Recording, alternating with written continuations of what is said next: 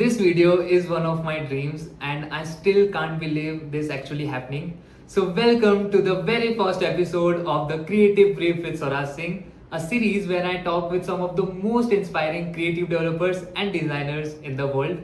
And trust me, you won't believe who the first guest is. Honestly, even I couldn't believe when this is happening. Please welcome to one of the most loved and respected creative developer in the industry, Bruno Simon. Hey Swaraj, thank you for having me. Thank you so for coming here. Of course, I am nervous. So without further ado, let's start with the very first question. You have taught over 700 students in person and more than 34,000 students online.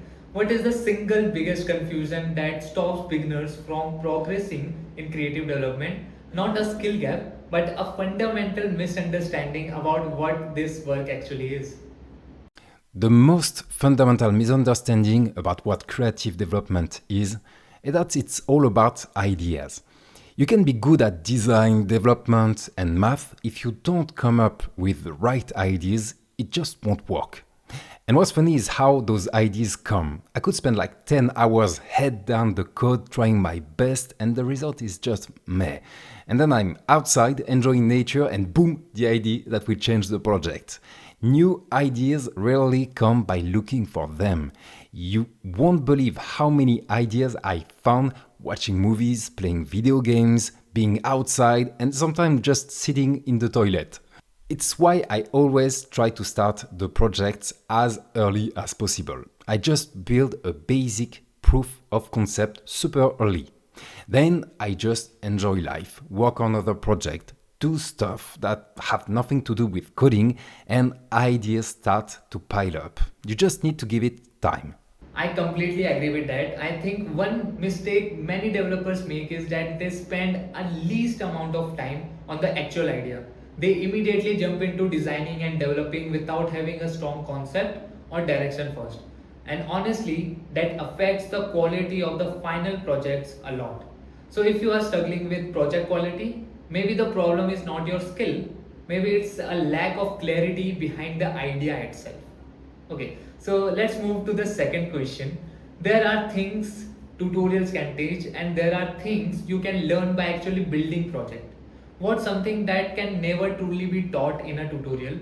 What's the real gap between learning 3JS and actually becoming good at creative development?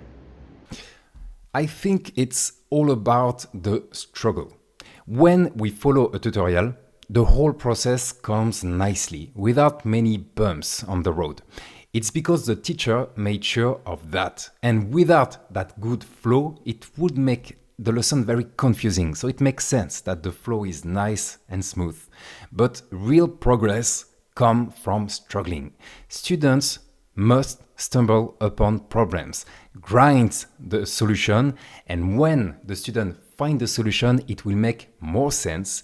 The student will have a better retention of the knowledge. He will remember the solution much better, and the student will have the satisfaction of having found that solution. It's always good to have a dopamine rush. Which is why I purposely do mistakes during the lessons. Even though we fix those problems together, I also provide tools for the user to deal with future similar problems. That honestly makes so much sense. Self-learning is one of the biggest part of improving yourself. You have to struggle, experiment, solve problem on your own and find your own way of thinking. And if you are someone stuck in tutorial hell, then this part of the video is specially for you. Okay, so the third question is, when I see portfolio like yours or project featured on platforms like awards, I honestly feel like I will never be that good. My work feels immature compared to what out there. How does someone know if they are actually improving or if they just don't have what it takes to do this professionally? Yeah, classic. I call that the magazine effect. And we are all affected by that. We compare ourselves to the best at their best in their domain, which is not fair. And there are a few tricks to get out of this zone. First, even the best have started from nothing. Instead of comparing to what they are right now, why not compare to what they used to be? Maybe you can find, I don't know, some old projects, some old archives of what they were doing before being the best. I mean, what you think are the best.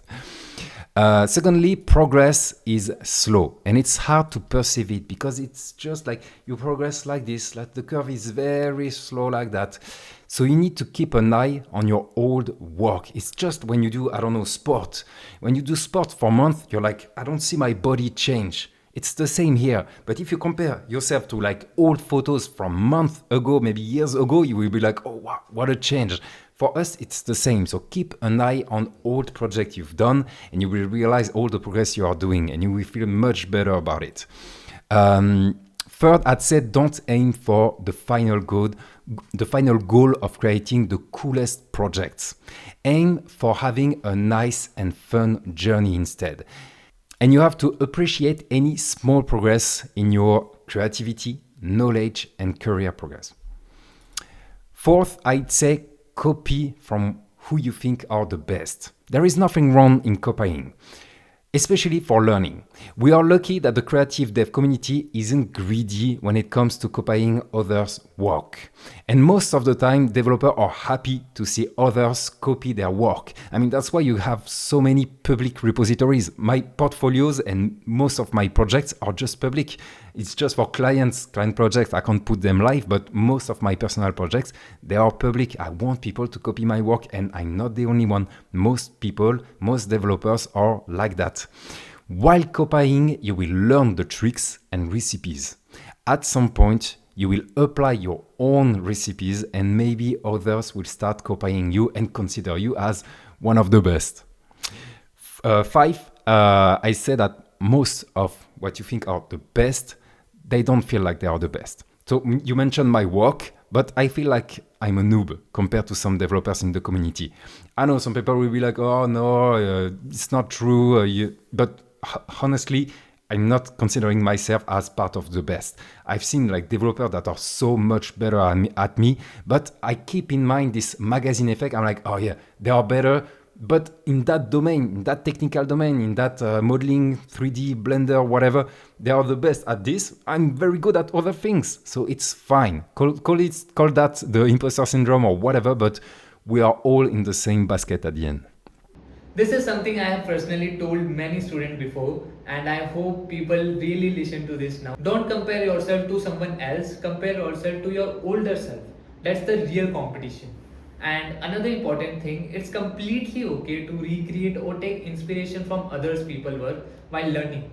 Just don't claim it as your own original idea, give proper credit, but learning by building is normal, but eventually you should reach a point where you are building your own immersive projects. Okay, so alright, now let's move to the probably one of the most important and trending questions right now. What's your honest take on AI and creative development? A lot of people are scared that jobs are in danger. So, about AIs, there is a turn happening, that's for sure. And that turn is now doing some kind of loop, drift, jumps, and tricks. It's crazy, and it's really hard to predict the future. So, here are some of my takes on the matter for what it's worth. First, I think it's a adapt or die situation. We have to be curious. We have to try. We should not be like, no, I don't want any AI in my life because it's an adapt or die situation. We have to change on this and to see how it would fit our career. If we don't adopt those tools, we will be left behind. Secondly, AI don't have to replace us. They can be used as a productivity tools, a way for each one to be even more productive and competitive. Yes, the job market is affected and it's even harder to stand out today. Now, more than ever, we need to be curious, try stuff and diversify our skills. 10 years ago, knowing HTML and CSS was enough to get a job. It's not the case anymore. Another point is that I think AI are going to make us dumb, even though it could have been the opportunity to get smarter. Developers are vibe coding without understanding what they are building. And I also see students, like in school, they are asking the AI to do their homework. This is going to lead to a generation of dumb people. We have to be very careful with that. So don't forget to learn in order to progress as an individual alongside of using those AIs. Next, I'd say that someone with a deep understanding of a tech will be better at guiding the AI than a beginner without any knowledge. So the knowledge you get from learning, from mastering a topic, you will be better at using AI. You will be more efficient. You will go straight to the point. You will know stuff and guide the AI toward the right direction. So it's always good to learn and master a topic. Finally, I'd say don't forget the huge ecological, economical, and moral problem behind AIs. It's just like we tend to we are all racing like to be productive, to have the best AI tools, etc. But we just forget about all those aspects, ecological, economical, and moral, and we just need to keep an eye on that. And whenever we can, take the decisions that make sense according to those. Personally, I think AI is something you should learn to adapt to and work with, because if you completely ignoring it, you might fall behind. But at the same point, you should never become fully dependent on it. Don't blindly trust AI. Your knowledge is still the most important thing. In fact, the person with the strongest fundamentals are usually the ones who can use AI the most efficiently and productively, as you have said. So never stop learning. Final last question. How do you personally use AI in your workflow? So about how I use AI regarding creative coding. So myself, how I use it these days, which might change in, I don't know, a few weeks, a few months, you never know. First, I tried AI that code with me. You know, the one that you use on, you install a plugin on VS Code. And when you type, I don't know, variable, it will try to help you and say, okay, you want to use this one here, and then you multiply by that, etc. It was a nightmare. It felt like I had like a senior developer behind my shoulder, always telling me what he would have done.